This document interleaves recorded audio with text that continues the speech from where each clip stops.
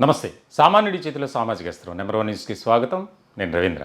ఆంధ్రప్రదేశ్ రాష్ట్ర రాజకీయాల్లో చాలా కీలకమైనటువంటి మలుపులు, పరిణామాలు చోటు చేసుకుంటున్నాయి. రోజుకొక ట్విస్ట్ కొనసాగుతూనే ఉంది. ముఖ్యంగా వైఎస్ఆర్సీపీలో నెలకొన్నటువంటి పరిస్థితి అయితే మనం ప్రత్యేకంగా చెప్పక్కర్లా. 5 ఏళ్ల పాటు అధికారంలో ఉన్నటువంటి ఫ్యాన్ పార్టీ కొన్ని అక్రమాలకు పాల్పడింది, అధికారాన్ని అడ్డుపెట్టుకుని అడ్డగోలుగా వ్యవహరించారు అనేది పదే పదే మనం వింటూనే ఉన్నాం. ఇటువంటి సందర్భంలో అనేక రకాలుగా వైఎస్ఆర్సీపీలో ఉన్నటువంటి ముఖ్యమైనటువంటి నేతలు అవినీతి ఆరోపణలు ఎదుర్కొంటున్నారు. కొంతమంది అయితే విచారణ కూడా ఎదుర్కొంటున్నారు. మరికొంతమంది యాంటిసిపేటరీ బెయిల్ అంటే ముందస్తు బెయిల్ కోసం విశ్వ ప్రయత్నాలు చేస్తూనే ఉన్నారు. ప్రధానంగా రాష్ట్ర రాజకీయాల్లో సీజ్ ద షిప్ ఉప ముఖ్యమంత్రి పవన్ కళ్యాణ్ కాకినాడ పోర్టులో ఎంట్రీ ఇవ్వటం, ఆయన విదేశాలకు తరలిపోతున్నటువంటి పేదల బియ్యాన్ని అడ్డుకోవటం ఎంత కీలకమైనటువంటి పరిణామంగా మారిందో మనకు తెలుసు. ఇప్పుడు ఇదే అంశానికి సంబంధించి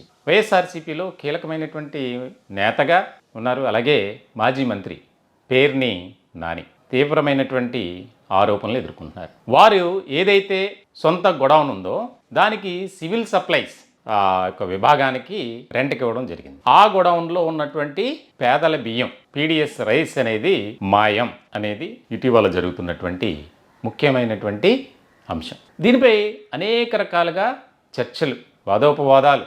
మేము అలా చేయలేదంటే అలా చేయలేదని పేర్ని నాని అలాగే ఆయన అనుచరులు, కాదు మీరు అక్రమాలకు పాల్పడ్డారు అని కూటమి నేతలు, రకరకాల పరిణామాలు చోటు చేసుకుంటూనే ఉన్నాయి. ఇటువంటి సందర్భంలో ఆ యొక్క ఏదైతే పేర్ని నానికి సంబంధించినటువంటి గోడౌన్లో బియ్యం మాయమైనటువంటి వ్యవహారంలో కేసు రిజిస్టర్ చేయడం, విచారణ జరగటం, ఇప్పటికే 4గురిని అరెస్ట్ చేయడం జరిగింది. ఇప్పుడు ట్విస్ట్ ఏంటంటే ఈ 4గురిని కూడా పోలీసులు కస్టడీలోకి తీసుకుని విచారించారు. ప్రధానంగా ఆ గోడౌన్ మేనేజర్ A2గా ఉన్నారు మానస్ తేజ, అలాగే A4గా లారీ డ్రైవర్ మంగారావు, A5గా రైస్ మిల్లర్ ఆంజనేయులు, అట్లాగే మరొక సివిల్ సప్లైస్ డిపార్ట్మెంట్ నుంచి కోటిరెడ్డి.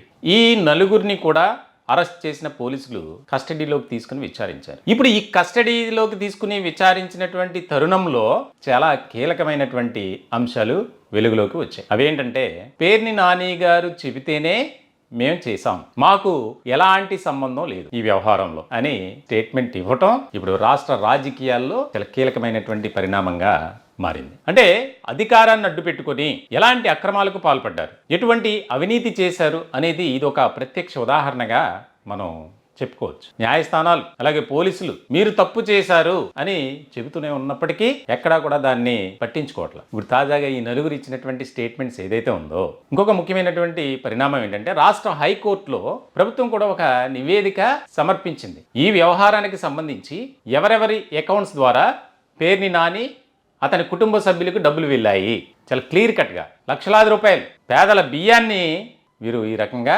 మాయం చేశారు, సొమ్ము చేసుకున్నారు. దీనికి సంబంధించి చాలా కీలకమైనటువంటి పరిణామంగా మారింది. రాష్ట్ర హైకోర్టు కూడా మీరు తప్పు చేశారు కాబట్టే ఇంత సాక్ష్యాలతో పోలీసులు కానీ ప్రభుత్వం కానీ నివేదికలు ఇస్తుంది అని ఒక కీలక వ్యాఖ్య అనేది చేసింది. రాష్ట్ర రాజకీయాల్లో వైఎస్ఆర్సీపీ ఎటువంటి పరిస్థితుల్లోకి వెళ్ళిపోయింది, ఆ పార్టీలో ఉన్నటువంటి ముఖ్యమైన నేతలు ఎలాంటి అక్రమాలకు పాల్పడ్డారు అనేది దీన్ని బట్టి మనం అర్థం చేసుకోవచ్చు. ఒక పక్కనేమో మేము ఎలాంటి తప్పు చేయలేదు, మేము అసలు మాకు పాపం అంటే తెలీదు, తప్పు అంటే తెలీదు అని చెప్పి గొప్పలు చెప్పుకుంటున్నారు. కానీ ఒక్కొక్కటిగా వెలుగులోకి వస్తున్నాయి. అంటే ప్రజాస్వామ్య వ్యవస్థలో రాజకీయ వ్యవస్థ ఎంత భ్రష్టు పట్టింది అనేది కూడా మనం అర్థం చేసుకోవాలి. మేము ఎలాంటి తప్పు చేయలేదని చెప్పి పేర్ని నాని ఎన్నో సందర్భాల్లో బయటకు వచ్చి మీడియాతో మాట్లాడారు. కానీ ఇప్పుడు తేలిందేంటి, ఎవరైతే ఆయన అనుచరులే ఉన్నారో ఈ కేసులో అరెస్ట్ అయి ఉన్నారో వాళ్ళే చెప్పారు, సార్ చేయమంటేనే మేము చేసాం అని. నిజంగా చెప్పాలంటే ఈ కేసులో వారు అమాయకులే. ఎందుకంటే ఎవరి కింద పనిచేస్తే ఆ బాస్ ఏది చెప్తే అది చేయాల్సిందే. ఇలాంటి సందర్భంలో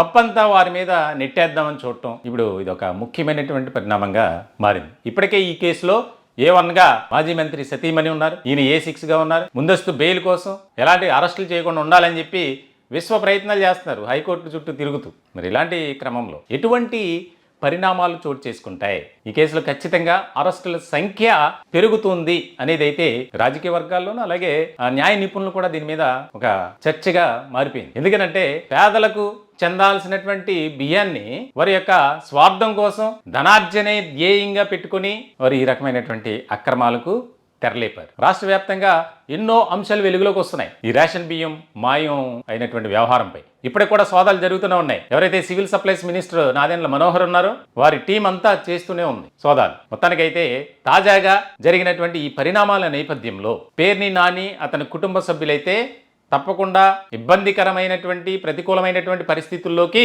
వెళ్ళటం ఖాయంగా కనిపిస్తుందనేది చర్చగా మారింది రాజకీయ వర్గాల్లో. ఈ యొక్క టాపిక్పై మీ విలువైనటువంటి అభిప్రాయాలు, సలహాలు, సూచనలు కామెంట్ రూపంలో తెలియజేయండి. దయచేసి మా ఛానల్ని సబ్స్క్రైబ్ చేసుకోండి. Thank you.